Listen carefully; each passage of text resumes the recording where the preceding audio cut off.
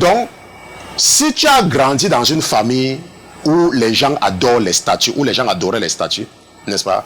La Bible dit qu'on ne peut pas te tenir pour responsable, mais c'est à toi de revendiquer.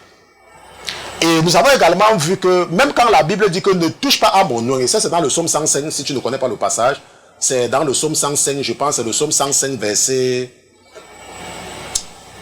c'est le psaume 105 verset 15, n'est-ce pas? Ne touche pas à mon nom et ne fais à mon prophète aucun mal, n'est-ce pas? Ça ne veut pas dire que le diable ne va pas... La preuve, Joas était ouin, n'est-ce pas? La preuve, Samuel était ouin.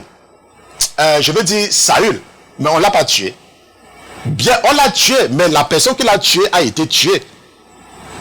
Donc ne continue pas à vivre dans le péché, parce que tu connais une église où les gens tout le temps, et tu te dis que, oh, on m'a ouin, le prophète m'a ouin, alors rien ne peut m'arriver. Qui t'a menti? On peut te ouindre aujourd'hui, tu meurs demain. On peut te ouindre aujourd'hui, tu fais l'accident le même jour, si tu vis dans le péché. Mais seulement que la personne qui t'aura fait ça, cette personne sera punie. Parce qu'il y a les gens, quand ils entendent que oh, je vais partir, le pasteur va me oindre, et la personne, tu vis dans la fornication, tu vis dans le mensonge, tu voles, n'est-ce pas? Tu insultes les gens, le langage qui sort de ta bouche, et tu penses que parce qu'un prophète t'a oint, tu es protégé. Qui t'a dit? Qui t'a dit que l'onction te protège? L'onction ne te protège pas. Ce qui te protège, c'est lorsque tu vis selon la parole de Dieu. Voilà toute la protection que tu as, c'est respecter la parole de Dieu. Ce n'est pas parce qu'un illuminé ou un prophète a mis quelque chose sur toi. La différence c'est quoi? C'est que quand il y a quelque chose sur toi, le diable peut réfléchir, peut-être, avant de te toucher, il peut réfléchir.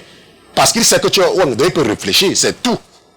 Mais ce n'est pas une forme de protection. Ta véritable protection, c'est la connaissance de la parole de Dieu, c'est tout. Nous avons vu Joas, il n'était pas ouin. Parce que tu vas dire que oh, le pasteur Christian, Joas n'était pas ouin. La Bible dit que Jéhoshaphat l'avait ouin devant le peuple dans le temple. On ne l'avait pas tué. On n'a pas tué Joas.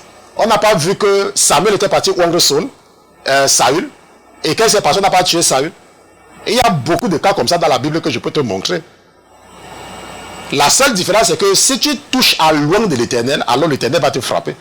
Mais l'Éternel ne va pas empêcher qu'on le frappe s'il vit dans le péché. On avait tué Saül parce qu'il vivait dans le péché. On a tué Joas parce qu'il a fait une abomination. Il a tué l'enfant de celui qui a fait de lui roi.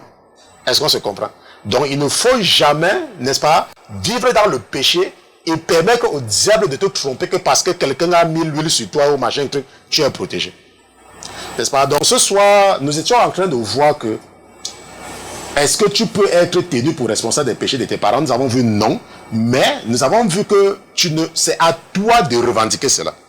C'est à toi de revendiquer. C'est à toi de revendiquer. Le diable n'a pas le droit d'utiliser les choses que tes parents ont fait pour t'accuser, toi qui as donné ta vie à Jésus et qui marche dans une nouveauté de vie.